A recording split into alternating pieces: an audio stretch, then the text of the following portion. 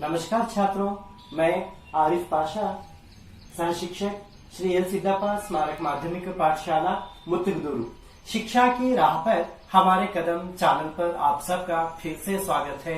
आज हम और एक 10वीं कक्षा से संबंधित पाठ को यहाँ पे सीखने का प्रयास करेंगे। आइए तो पहले हम इस वीडियो को देखते हैं।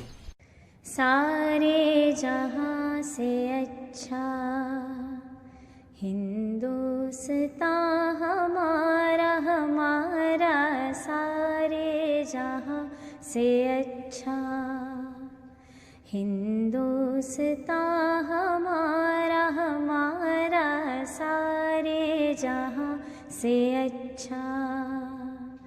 हम बुलबुले हैं इसकी, ये गुलसितां हमारा हमारा, सारे जहां से अच्छा हिंदुस्तान हमारा हमारा, सारे जहां से अच्छा। पर्वत वो सबसे ऊंचा, हम साया आसमां का, वो संतरी हमारा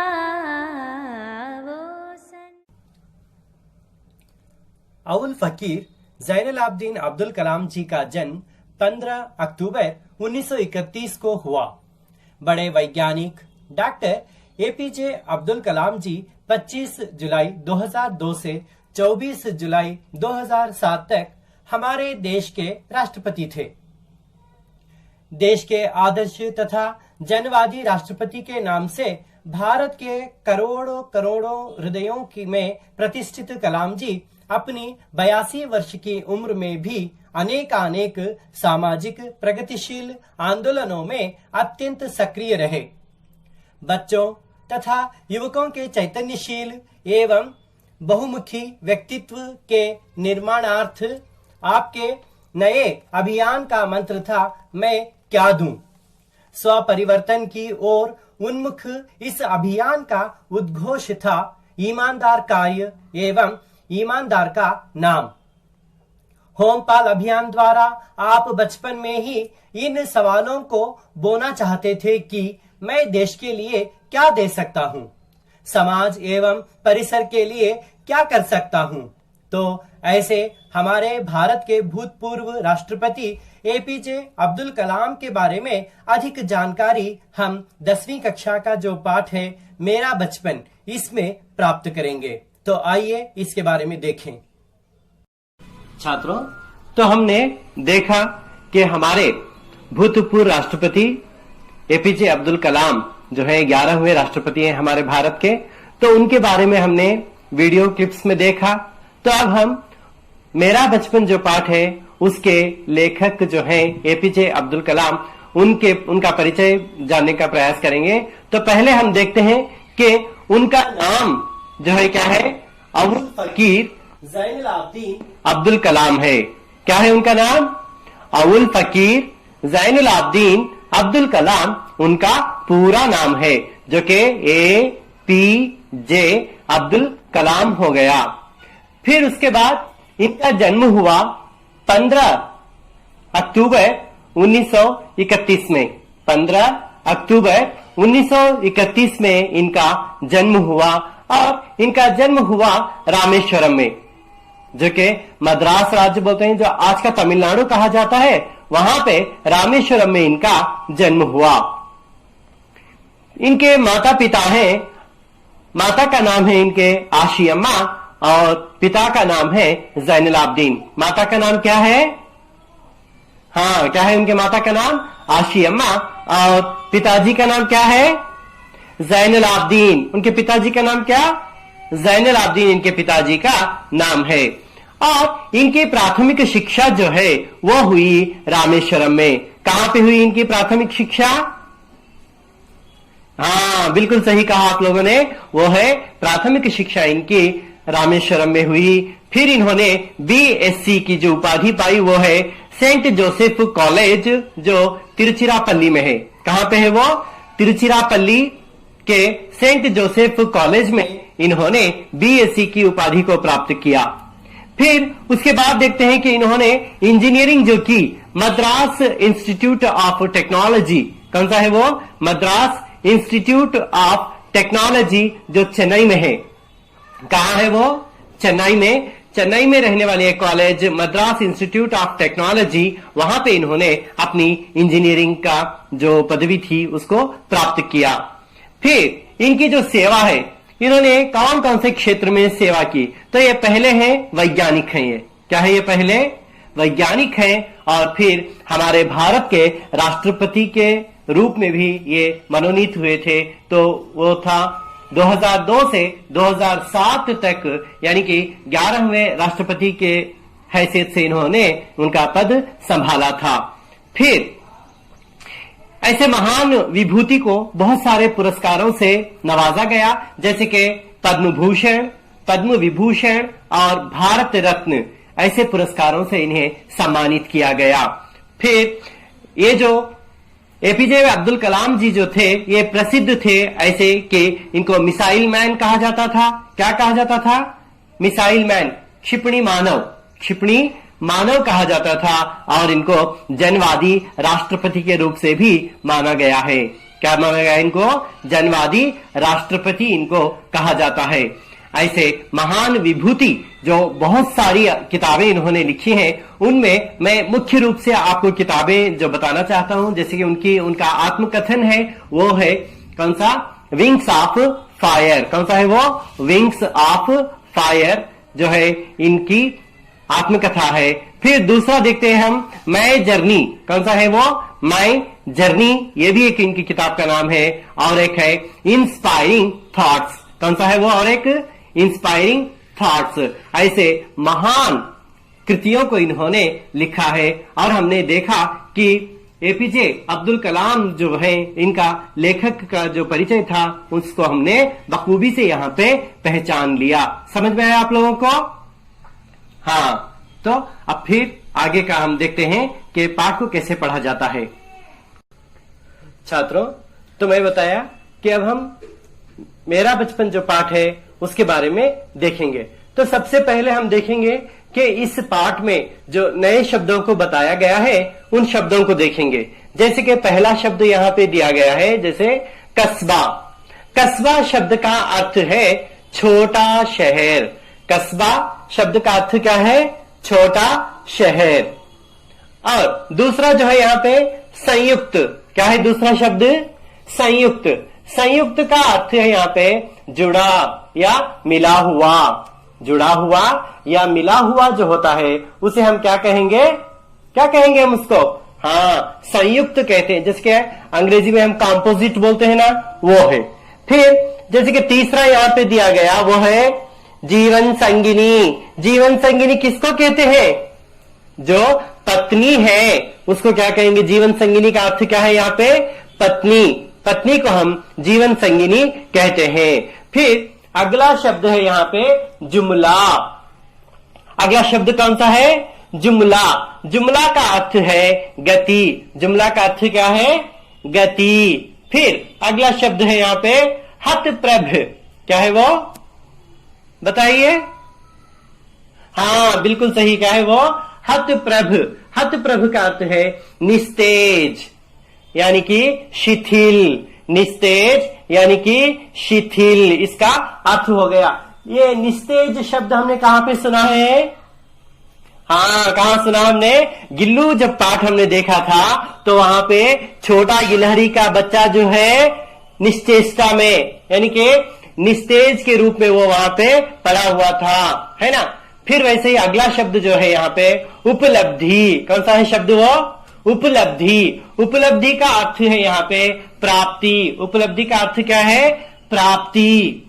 और अगला शब्द है दायरा। क्या है वो, दायरा। दायरे का अर्थ है यहाँ पे कार्यक्षेत्र। दायरे का अर्थ क्या है, बिल्कुल सही, कार्य क्षेत्र। फिर अगला शब्द है यहाँ पे देखिएगा कारोबार। क्या है वो, कारोबार। कारोबार का अर्थ क्या है, कार्य व्यापार। जैसे कि हम अंग्रेजी में क्या कहते हैं, कारोबार को बिजनेस कहा जाता है ना। बिजनेस जो कहते हैं वो है। फिर बुनियाद, बुनियाद का जो अर्थ है यहाँ पे नींव, जैसे कि अंग्रेजी में फाउंडेशन जो हम बोलते हैं या बेसिक जो बोलते हैं, बेस जो बोलते हैं, वो है बुनियाद यानी कि नींव, इसका अर्थ है। फिर अगला शब्द है पुश्तैनी। पुश्तैनी का अर्थ क्या है, पैतृक। पैतृक का अर्थ है जो परंपराओं से चलता आ रहा, जो पीढ़ी ना पीढ़ी हम उस घर में वास कर रहे हैं, उस घर को हम क्या कहते हैं, पैतृक कहते हैं। फिर अगला शब्द है यहाँ पे समुचित। क्या है वो, बिल्कुल सही, क्या है, समुचित। इसका अर्थ क्या लिखा है मैंने यहाँ पे, हाँ ठीक कहा आपने, क्या है वो, योग्य। समुचित का अर्थ क्या है, योग्य। तो ऐसे बहुत सारे शब्द यहाँ पे नए नए इसके अंदर, उसके पाठ के अंदर उपयोग किया गया है या इसका प्रयोग किया गया है। तो उसको हम पाठ पढ़ते समय फिर हम उसको देखेंगे। तो हम पहले क्या करेंगे, हाँ, मैं इस पाठ के बारे में जो है, इस पाठ की जो सीख है उसको मैं बताऊंगा कि इस पाठ में हम क्या क्या देखते हैं।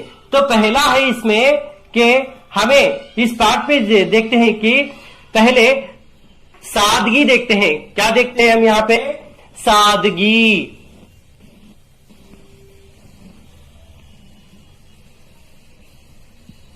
हाँ, क्या देखते हैं हम इसके अंदर, सादगी देखते हैं। इसमें सीख मिलने वाली जो है हमें, वो क्या है, सीख में हम पहले देखते हैं सादगी देखते हैं। यहाँ पे किस तरह सादगी से हमें जिंदगी बिताना है, वह अंश हमें यहाँ पे देखने को मिलेगा। कौन सा है वो, सादगी वाला अंश है। सादगी के साथ साथ हम देखते हैं यहाँ पे कि दूसरा है धार्मिक सहिष्णुता। क्या है वो, धार्मिक सहिष्णुता। धार्मिक सहिष्णुता।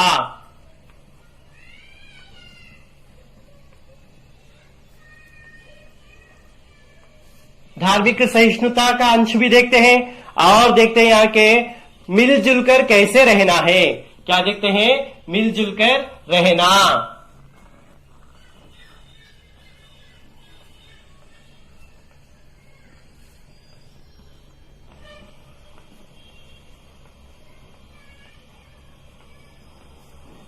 मिलजुल कर रहने वाला अंश भी यहाँ पे देखते हैं। और साथ ही साथ और इसमें बहुत ही जो मुख्य जो शब्द हम यहाँ पे देखते हैं वो है कि किताबें पढ़ने का प्रयोजन।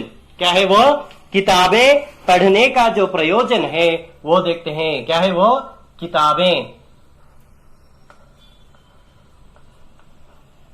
किताबें पढ़ने का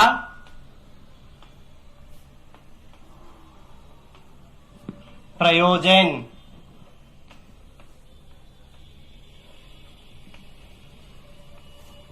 किताबें पढ़ने का प्रयोजन का अर्थ हो गया किताबें पढ़ने से कौन कौन से लाभ हैं, है ना। किताबें पढ़ने से कौन कौन से लाभ हमें मिलते हैं उसको यहाँ पे देखा जाता है कि इस पाठ के अंदर हमें जो सीख मिलती है उन शब्दों को हमने यहाँ पे देखा। तो पहले मैं क्या करता हूँ, पाठ पढ़ता हूँ। हाँ बच्चों देखिएगा, मैं पाठ पढ़ता हूँ। मेरा जन्म मद्रास राज्य जो कि आपका तमिलनाडु के रामेश्वरम कस्बे में एक मध्यवर्गीय परिवार में हुआ था। मेरे पिता जैनुल आबदीन की कोई बहुत अच्छी औपचारिक शिक्षा नहीं हुई थी और न ही वे कोई बहुत धनी व्यक्ति थे। इसके बावजूद वे बुद्धिमान थे और उनमें उदारता की सच्ची भावना थी। मेरी मां आशी अम्मा उनकी आदर्श जीवन संगिनी थी। मेरे माता पिता को हमारे समाज में एक आदर्श दंपति के रूप में देखा जाता था। तो इसी तरह पाठ को पढ़ने के बाद आप क्या करेंगे, इसका मौन वाचन करेंगे, है ना। हाँ, इसको ठीक तरीके से आपको पढ़ना है। तो अब मैं एक एक करके आप लोगों को यहाँ पे समझाता जाऊंगा। जैसे कि पहले देखिएगा, एपीजे अब्दुल कलाम अपने आप यहाँ पे बता रहे हैं, हमें कैसे बता रहे हैं कि मेरा जन्म, किसका जन्म हुआ, एपीजे अब्दुल कलाम जी का जन्म कहां पे हुआ, रामेश्वरम में हुआ। जो कि आज का जो तमिलनाडु हम बोलते हैं, वहां पे उनका जन्म एक छोटे से कस्बे में, कस्बे का अर्थ मैंने आप लोगों को बताया क्या है, वो छोटा सा एक जो शहर होता है उसको कस्बा कहा जाता है। वहां पे उनका एक साधारण परिवार में उनका जन्म हुआ था। फिर इनके पिताजी का नाम मैंने पहले ही आप लोगों को बता दिया, जैनुल आबदीन इनके पिताजी हैं। और माता कौन है? हाँ बिल्कुल सही, कौन है? आशी अम्मा। आशी अम्मा इनकी माता है। ये उनकी जीवन संगिनी, जीवन संगिनी का अर्थ क्या बताया? पत्नी। हाँ, ये उनकी आदर्श जीवन संगिनी यानी कि पत्नी थी। और इनको ये जो दंपति थे, इनको आदर्श दंपति कहा जाता था वहां पे, क्योंकि इनका जीवन इतना साधारण और मिला जुला हुआ इनका एक परिवार था, तो इसलिए इनको आदर्श दंपति के रूप में इनको देखा जाता था। फिर देखिएगा, सुनने में आता है कि एपीजे अब्दुल कलाम के जो पिताजी हैं उनके 5 बच्चे थे, जैसे कि इनके 3 बड़े भाई हैं और ये खुद हैं और एक बड़ी बहन थी। तो इतना है। तो हम देखते हैं कि इनकी बहन और भाई और ये इतने बच्चों में ये जो इनकी संतान में जो ये एपीजे अब्दुल कलाम जी जो थे, ये इतने खूबसूरत तो नहीं थे, इतने सुंदर तो नहीं थे, छोटी काठी कद वाले, मीन्स इतना हाइट इनका नहीं था, ऐसे थे। और साथ ही साथ साधारण दिखने वाला बच्चा था ये। कौन? एपीजे अब्दुल कलाम जी जो है ये साधारण दिखने वाले बच्चे थे। इसके साथ ये जो थे पुश्तैनी घर में रहा करते थे। कहां पे रहा करते थे ये? अपने पुश्तैनी घर में, जो पीढ़ी ना पीढ़ी से जो उस घर में वास कर रहे थे, है ना, एक पीढ़ी से दूसरी पीढ़ी से, ऐसे पुराने घर में ये रहा करते थे। फिर ये जो घर था, इनका जो पुश्तैनी घर था, पक्का घर था वो, और चूने और पत्थर से बना हुआ घर इनका था। कौन सा घर था वो? हाँ, पुश्तैनी घर था। और इनकी जिंदगी यानी कि इनके पिताजी जो थे, इनकी इतनी अच्छी औपचारिक शिक्षा नहीं हो पाई थी, इतनी अच्छी औपचारिक शिक्षा इनकी नहीं हो पाई थी। फिर भी ये आडंबरहीन व्यक्ति थे, यानी कि ऐशो आराम की चीजों से इनको इतना लगाव नहीं था, यानी कि वो उनको पसंद ही नहीं करते थे। ऐशो आराम वाली जो चीजें हैं उनको पसंद नहीं करते थे, लेकिन जो घर के लिए चाहिए था वो सब समुचित मात्रा में, योग्य रूप में उनके घर में सब कुछ वहां पे मौजूद था। अब वास्तव में देखते हैं कि इनका जो बचपन था निश्चिंतता और सादगी में बीता। किसका बचपन? हाँ, एपीजे अब्दुल कलाम का जो बचपन है निश्चिंतता और सादगी में बीता। क्यों निश्चिंतता और सादगी में बीता? क्योंकि जो भी चीजें उनको चाहिए थे वो समुचित मात्रा में उनके घर पर मौजूद थे, इसलिए इनका जो बचपन था निश्चिंतता और सादगी में बीता। अब हम देखते हैं कि एपीजे अब्दुल कलाम जी जो हैं उनके घर का खाना कैसे वो खाना खाया करते थे, जिसके हर समय ये रसोई में बैठकर खाना खाते थे। कहां बैठकर खाना खाते थे ये? रसोई में बैठकर, नीचे जमीन पर बैठकर यह खाना खाया करते थे। तो एपीजे अब्दुल कलाम की मां जो है वो बहुत प्यार से खाना परोसा करती थी।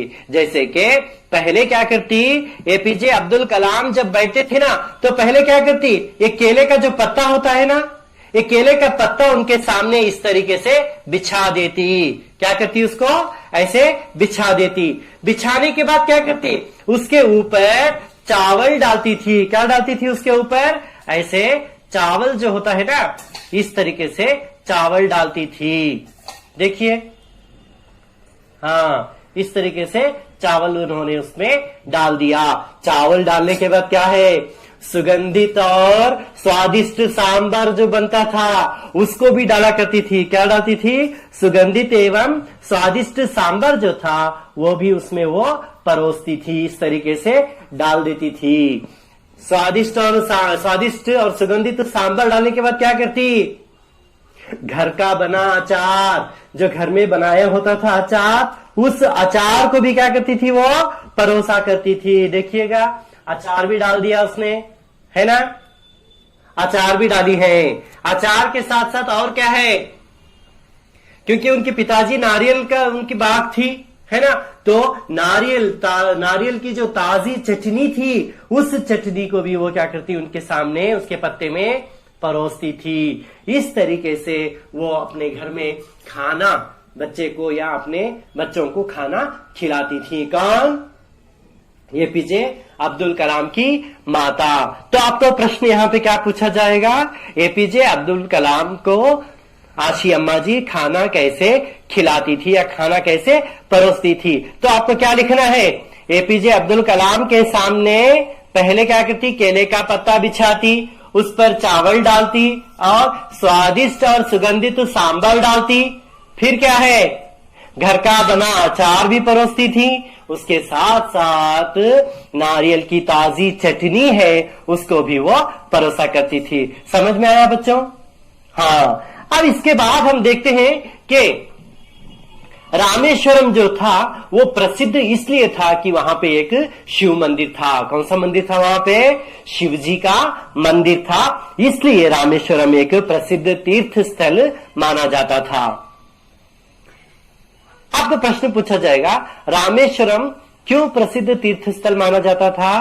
क्योंकि वहां पे एक बहुत बढ़िया शिव जी का मंदिर था या शिव जी का मंदिर वहां पे देखने को मिलता है। और इनके घर से 10 मिनट का ही रास्ता था वो मंदिर का।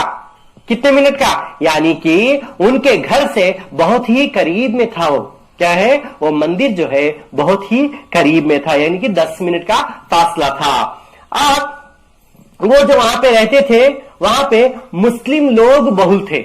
बहुल मीन्स बहुत, यानी कि हिंदू लोग भी थे, मुसलमान लोग भी थे, लेकिन मुसलमान लोगों की संख्या वहां पे ज्यादा थी, यानी कि बहुल थी।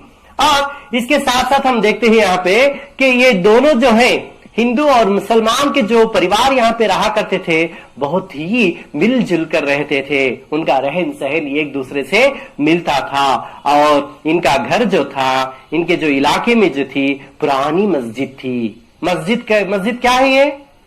हाँ, मुसलमानों की जो प्रार्थना मंदिर होता है ना, उसको हम क्या कहते हैं? मस्जिद कहते हैं। तो वहां पे जहां ये हम नमाज पढ़ने के लिए, जहां शाम को नमाज के लिए उनके पिताजी उनको वहां पे ले जाया करते थे। कहाँ ले जाया करते थे?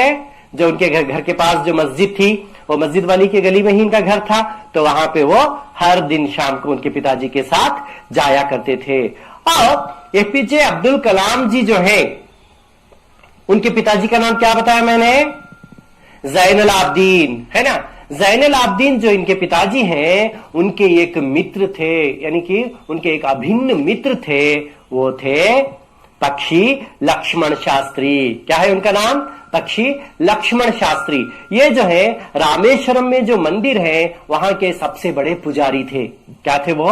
सबसे बड़े वो पुजारी थे। और ये दोनों अभिन्न मित्र थे। कौन? एपीजे अब्दुल कलाम के पिताजी ज़ैनुल आबदीन साहब और पक्षी लक्ष्मण शास्त्री, ये दोनों अभिन्न मित्र थे। और हर समय ये क्या किया करते थे? आध्यात्मिक विचारों पर, आध्यात्मिक मामला मीन्स विचार, मुद्दे, है ना, ऐसे मुद्दे पर वो क्या करते थे? हर समय चर्चा किया करते थे। जबकि एपीजे अब्दुल कलाम इतने बड़े हो गए कि प्रश्न पूछने की क्षमता उनके अंदर आ गई, तो उस समय ये बार बार पिताजी को क्या करते थे? नमाज की प्रासंगिकता के बारे में, नमाज क्यों पढ़ा जाता है, इस नमाज के बारे में वो क्या करते थे? बार बार अपने पिताजी से पूछा करते थे। कौन? हाँ, एपीजे अब्दुल कलाम पूछा करते थे। तो एपीजे अब्दुल कलाम जब नमाज के बारे में पूछते थे तो उनके पिताजी क्या करते थे? उनको नमाज के बारे में जानकारी इस तरीके से उन्होंने दिया। जब तुम नमाज पढ़ते हो, जब तुम नमाज पढ़ने के लिए खड़े हो जाते हो या बैठ जाते हो, तो उस समय तुम शरीर के इतर ब्रह्मांड का एक हिस्सा बन जाते हो। यानी कि इतनी एकाग्रता के साथ तुम्हें वहां पे नमाज पढ़ना है कि तुम क्या हो? इतर ब्रह्मांड का एक हिस्सा बन जाते हो। और उस ब्रह्मांड में क्या है?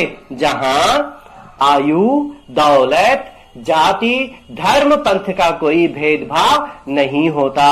कहां पे? जब तुम नमाज पढ़ने पर बैठते हो तो तुम्हारा शरीर इतर ब्रह्मांड का एक हिस्सा बन जाता है। और उस ब्रह्मांड में ऐसा है जहां जाति, आयु, है ना, दौलत, धर्म, पंथ का कोई भेदभाव वहां पे देखने को नहीं मिलेगा। आपको प्रश्न यहाँ पे पूछा जाएगा, जैसे कि ज़ैनुल आबदीन नमाज के बारे में ये क्या कहते थे, अब्दुल कलाम को क्या कहते थे, तो आप क्या कहेंगे, जब तुम नमाज पढ़ते हो तो तुम्हारा शरीर इतर ब्रह्मांड का एक हिस्सा बन जाता है, जिसमें दौलत, आयु, जाति या धर्म पंथ का कोई भेदभाव नहीं होता। ऐसे आप लोगों को वहां पे लिखना है। समझ में आया? हाँ, तो फिर अब देखते हैं कि हम यहां पे मुझे याद है, एपीजे अब्दुल कलाम जी बता रहे हैं कि मुझे याद है। क्या याद है इन्हें, कि पिताजी की जो दिनचर्या थी, किनकी, एपीजे अब्दुल कलाम की जो के पिताजी जो थे ज़ैनुल आबदीन, उनकी दिनचर्या कब शुरू होती थी, पांव फटने से पहले। पांव फटना क्या है, वो पांव फटना, पांव फटना ये एक मुहावरा है। पांव फटना में इसका अर्थ हो गया कि जब उजाला होता है या अंधेरा हटने के बाद जब सवेरा होता है, तो उस समय को हम क्या कहते हैं, प्रातः काल कहते हैं। क्या कहेंगे इसको, प्रातः काल, है ना। पांव फटना, सुबह 4 बजे जब ये नमाज पढ़ने के लिए उठते थे, नमाज के साथ इनका सवेरा होता था, यानी कि 4 बजे उठकर ये नमाज पढ़ते थे। उस समय से इनकी दिनचर्या शुरू हो जाती थी। किनकी, एपीजे अब्दुल कलाम के पिताजी ज़ैनुल आबदीन की। और जब ये नमाज पढ़कर घर आते थे तो नारियल की इनकी बाग थी, नारियल के बाग जाने के बाद दर्जनों नारियल क्या करते, अपने कंधे पे उसको उठा लेते और नारियल को लेकर क्या करते थे, वो घर आते थे। तो इस तरीके से उनकी जो दिनचर्या यहाँ पे आरंभ हुआ करती थी। ये समझ में आया, है ना। हाँ, फिर देखिएगा, यहां आपको प्रश्न पूछा जाएगा, ज़ैनुल आबदीन की दिनचर्या कैसी थी, ज़ैनुल आबदीन की दिनचर्या कैसी थी। तो सुबह पांव फटने से पहले सुबह 4 बजे नमाज के साथ ये क्या करते थे, अपनी दिनचर्या को शुरू करते थे, है ना, आरंभ करते थे। करने के बाद, नमाज पढ़ने के बाद क्या करते हैं, नारियल की बाग जाया करते थे। नारियल की बाग जाने के बाद क्या करते थे, वो दर्जनों, है ना, नारियल को अपने कंधे पे उठाते और घर लेकर आया करते थे। ये हो गई उनकी दिनचर्या।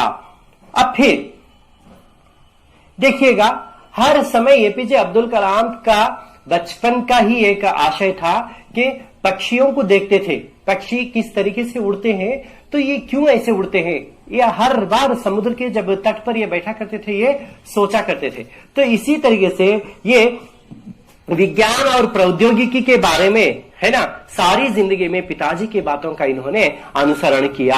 अनुसरण मीन्स फॉलो किया था, इन्होंने उसको अपनाया था। फिर और क्या करते हैं, बुनियादी सत्यों को समझने का भरसक प्रयास किया। बुनियादी सत्य यानी कि बेसिक जो सत्य है उसको सुनने का या उसको जांचने का प्रयास इन्होंने किया है। आप ये भी जानते थे कि इतना सब कुछ यहाँ पे हो रहा है, तो इन सब के पीछे एक कोई दैवी शक्ति है, एक कोई दैवी शक्ति है जो हमें भ्रम में और दुख, विषाद, असफलता से छुटकारा दिलाती है। किससे, भ्रम से, दुखों से, विषाद से और असफलता जैसे जो चीजें हैं, इन सब से हमें छुटकारा यानी कि उसे बाहर निकालने का काम कौन कर रहे हैं, ये कोई ऐसी एक दैवी शक्ति है। इसके बारे में ये हर बार क्या करते थे, सोचा करते थे। और फिर देखिएगा, इनके पिताजी जो थे लकड़ी की नौकाएं बनाने का काम करते थे। कौन सा काम करते थे वो, लकड़ी की नौकाएं बनाने का वो काम करते थे। जो जब लकड़ी की नौकाएं बनाने का काम उनके पिताजी ने शुरू किया, किसके पिताजी ने, हाँ, एपीजे अब्दुल कलाम जी के पिताजी ज़ैनुल आबदीन जब लकड़ियों का काम करना शुरू किया, तब इनकी उम्र थी सिर्फ 6 साल की थी। कितने साल की थी, 6 साल की उम्र के ये बच्चे थे। तो इनके साथ ज़ैनुल आबदीन के साथ जो है और उनके एक कौन थे, कॉन्ट्रैक्टर जो हम बोलते हैं ना, स्थानीय ठेकेदार। कौन है वो, स्थानीय ठेकेदार यानी कि कॉन्ट्रैक्टर जो थे, कौन थे वो, हाँ, क्या है वो? अहमद जलालुद्दीन। अहमद जलालुद्दीन ये स्थानीय ठेकेदार थे वे, और हाँ कौन है वो? जैनुल आबदीन, दोनों मिलकर नौकाएं बनाने का काम शुरू किया था। तो ये नौकाएं क्या करती थी, है ना? तो ये नौकाएं जो थे तीर्थ यात्रियों को रामेश्वरम से धनुषकोडी, धनुषकोडी से रामेश्वरम ले जाने का और लाने का काम किया करते थे। लाना और ले जाने का काम वो किया करते थे। कहां से कहां तक? रामेश्वरम से धनुषकोडी, जैसे कि सेतुक्कराई भी कहा जाता है। धनुषकोडी को क्या कहा जाता है? सेतुक्कराई। कहां से कहां तक बताया मैंने आपको? हाँ, रामेश्वरम से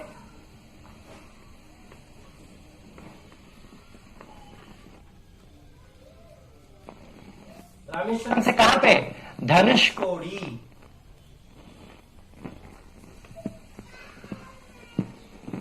रामेश्वरम से धनुषकोडी तक ले जाने का काम यह किया करते थे, है ना? रामेश्वरम से धनुषकोडी। धनुषकोडी को क्या कहा जाता है? सेतुक्कराई। क्या कहा जाता है? सेतुक्कराई उसको कहा जाता है ना?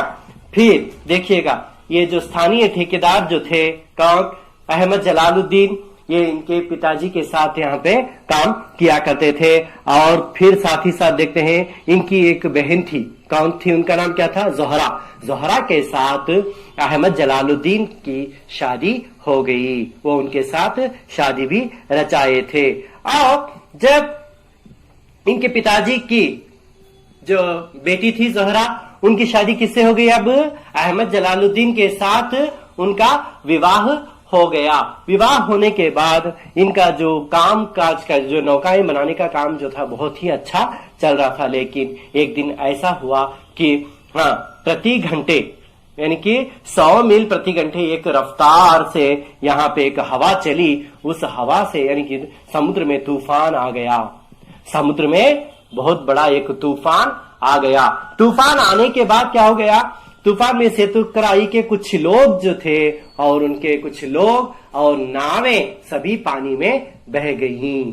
तभी इन्होंने इतना प्रशांत समुद्र जो देख रहे थे, उसका क्रोध भी इन्होंने आज देख लिया। कौन? एपीजे अब्दुल कलाम ने उसकी खूबसूरती के साथ साथ क्या देखा है? अनियंत्रित ऊर्जा जो थी, अनियंत्रित ऊर्जा को भी इन्होंने यहाँ पे देख लिया। वो जिससे वो हतप्रभ हो गए, निस्तेज हो गए, है ना? निस्तेज हो गए। तो ये उनके पिताजी और उनके कौन है वो? उनके दोस्त जो थे, अहमद जलालुद्दीन जो स्थानीय ठेकेदार थे, ये दोनों मिलकर अब ये उनके जमाई भी बन गए हैं और ऐसे काम कर रहे थे। तो समुद्र का जो शांत जो रूप था, उसके बाद इन्होंने उसका रौद्र रूप भी देख लिया। उसमें उनकी बहुत सारी नौकाएं और वहां के लोग पानी में बह गए और इनको बहुत सारा नुकसान वहां पे पहुंचा। हाँ छात्रों, तो फिर अब हम इस पाठ में आए कुछ व्याकरण के अंशों को देखेंगे, है ना? तो पहले हम देखते हैं अन्य वचन रूप लिखना। अन्य वचन रूप, अन्य वचन रूप, है ना? तो आपकी किताब में यहाँ पे कुछ शब्द दिए गए हैं, जैसे कि पहला है यहाँ पे बच्चा। पहला क्या है? बच्चा। तो फिर बच्चा शब्द का अन्य लिंग रूप क्या है? हाँ, अन्य वचन रूप क्या है? बच्चे। क्या है वो? बच्चे। बच्चा, बच्चे। हाँ, फिर दूसरा जो शब्द दिया गया, गली। क्या है वो? गली। तो गली के लिए अन्य वचन रूप क्या है? गलियां। क्या है वो? गलियां। गलियां लिखेंगे, है ना? फिर तीसरा जो शब्द दिया गया, केला। क्या है वो? केला। केला। केला के लिए अन्य वचन है केले। क्या है वो? केले। फिर चौथा जो शब्द है यहाँ पे, नौका। क्या है वो? नौका। नौका के लिए अन्य वचन है नौका, नौकाएं। क्या है वो? नौकाएं। यहाँ पे लिखेंगे नौकाएं। फिर पांचवा शब्द है, पांचवा शब्द क्या है यहाँ पे? प्रतियां। तो ये बहुवचन है प्रतियां, तो इसके लिए हमें लिखना है प्रतियां, प्रतियां, प्रतियां दिया गया है, तो इसके लिए हम क्या लिखेंगे? प्रति। क्या लिखेंगे? प्रति। हाँ, अंत में पुस्तकें दिया गया है। छठा शब्द क्या है? पुस्तकें, पुस्तकें है ना, पुस्तकें दिया गया, तो इसके लिए हम क्या लिखेंगे? पुस्तक, पुस्तक। इस तरीके से जब अन्य वचन रूप हमें लिखने के लिए कहा जाएगा तो हम क्या करेंगे? जिसके यहाँ पे बच्चा है उसके लिए बच्चे लिखा, दूसरा क्या है?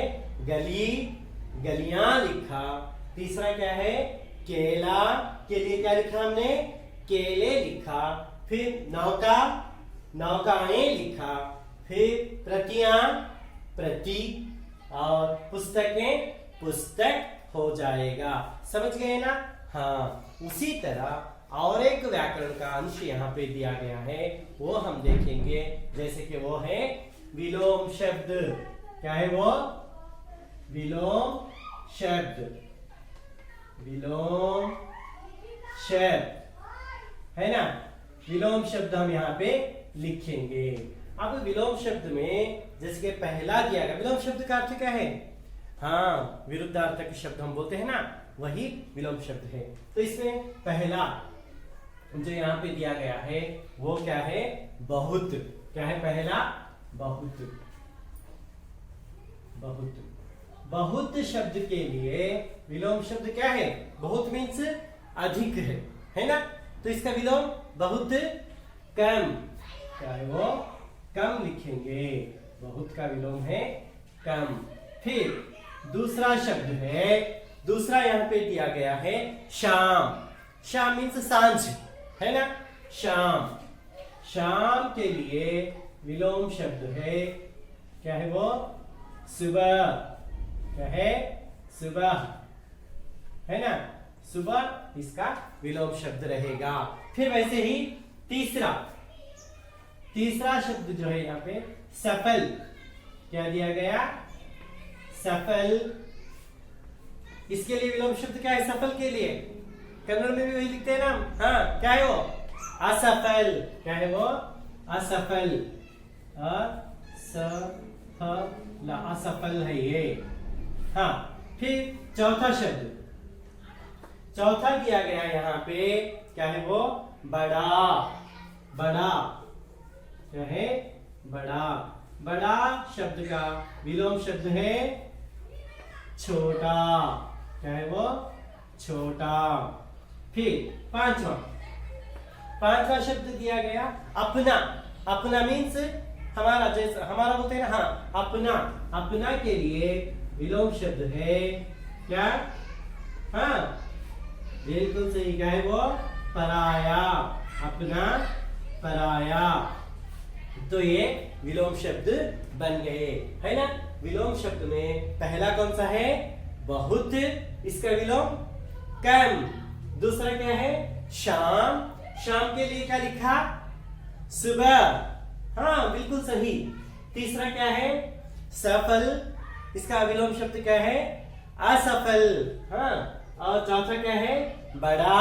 बड़ा के लिए विलोम शब्द क्या है? छोटा। वैसे ही अपना।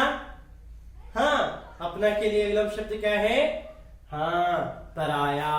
तो इस तरीके से हम विलोम शब्द और क्या है अन्य वचन रूप यहाँ पे हम लिखे हैं, है ना। समझ गए?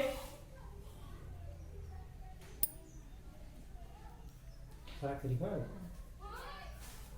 अब है ना, मिटाते मिटा आपको ये करके लिख को बोला होता था।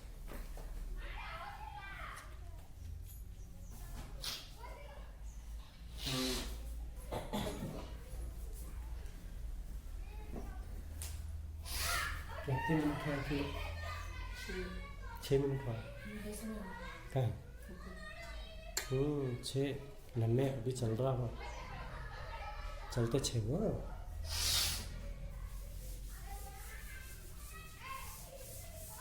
आपण सगळं दवा नसते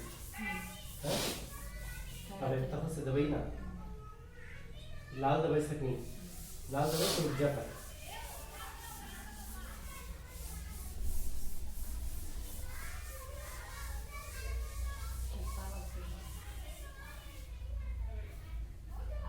वो आजीच नहीं कभी नहीं है उधर जाते थे उधर आजी चत्ता बकवा करें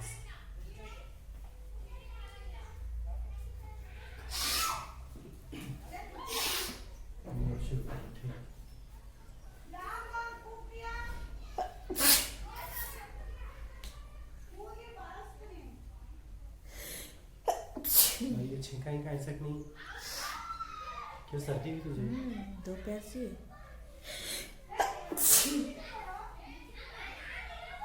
है के भी किसे मन उनकी आवाज आवाज करें बोलो ठहरो कर करो की आवाज करना को कर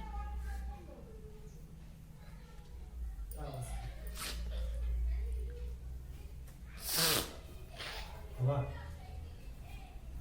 हाँ करो हाँ तो फिर अब हम देखते हैं कि भाषा ज्ञान में यहाँ पे दिया गया है उदाहरण के अनुसार प्रेरणार्थक क्रिया शब्द हमें यहाँ पे लिखना है क्या लिखना है प्रेरणार्थक क्रिया रूप लिखना है प्रेरणार्थक क्रिया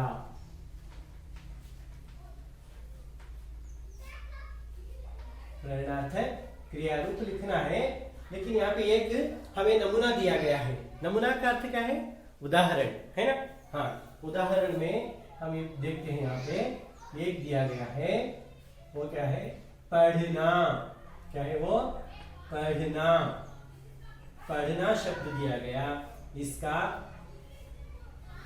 प्रथम प्रेरणार्थक रूप है पढ़ाना पढ़ना पढ़ाना एक ही पूछा गया है प्रथम प्रेरणार्थक क्रिया रूप यहाँ पे पूछा गया तो अब हम देखते हैं कि नमूने के अनुसार हम यहाँ पे लिखते जाएंगे जैसे कि यहाँ पे पहला है देखना क्या है पहला देखना देखना देखना शब्द का प्रथम प्रेरणार्थक रूप क्या है दिखाना क्या है वो दिखाना देखना दिखाना फिर दूसरा शब्द क्या है यहाँ पे सुनना क्या है वो सुनना सुनना शब्द का प्रथम प्रेरणार्थक है सुनाना क्या है वो सुनाना वैसे ही तीसरा शब्द है यहाँ पे करना क्या है वो करना करना शब्द का प्रथम प्रेरणार्थक है कराना क्या है कराना है ना फिर चौथा दिया गया जगना क्या है वो जगना जगना शब्द का प्रथम प्रेरणार्थक है जगाना जगाना है ना फिर पांचवा शब्द क्या दिया गया भेजना क्या है वो भेजना भेजना शब्द का प्रथम प्रेरणार्थक है भेजना भिजाना क्या है वो भिजाना है ना फिर अब छठा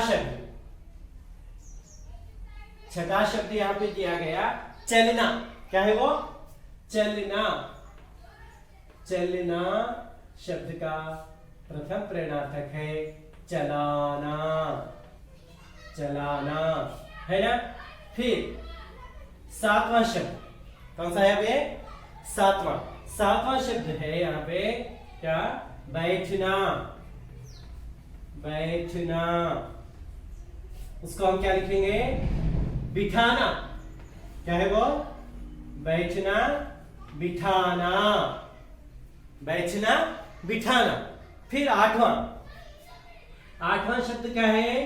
आठवां दिया गया रोना। क्या है वो? रोना। रोना शब्द का प्रथम प्रेरणार्थक है रुलाना। रोना, रुलाना। फिर नौवां शब्द है यहाँ पे धोना। क्या है वो?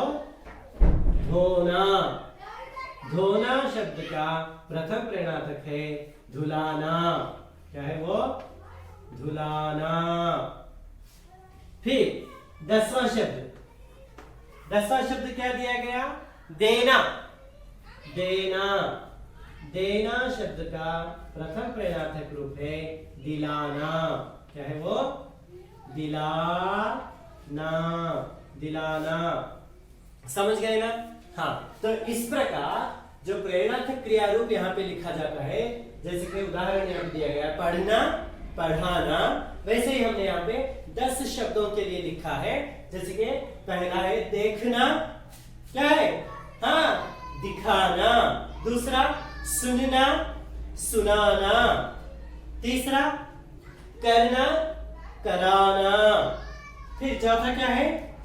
जगना, जगाना। हाँ, पांचवा है भेजना, भिजाना। छठा क्या है? चलना। चलना के लिए चलाना। बैठना, हाँ क्या है? बिठाना। रोना, रुलाना। फिर नौवां क्या है? धोना। धोना के लिए क्या है? धुलाना। देना, हाँ बिल्कुल सही, क्या है वो? दिलाना। तो इस तरीके से हम प्रेरणार्थक क्रिया रूप भी यहाँ पे लिखते हैं। समझ गए ना? अच्छा छात्रों, फिर इसका जो दूसरा भाग है उसको हम अगली कक्षा में सुनेंगे। तो आप लोगों को जो कार्य मैं यहाँ पे जो व्याकरण से संबंधित यहाँ पे दो किए हैं उसको आप बहुत अच्छे ढंग से उसको लिखकर लाना है। लाएंगे ना? तो इस तरीके से मैंने पहला भाग यहाँ पे आप लोगों को मेरा बचपन पाठ से संबंधित बताया है। तो फिर इसका दूसरा जो भाग है हम अगली कक्षा में देखेंगे। तब तक के लिए धन्यवाद।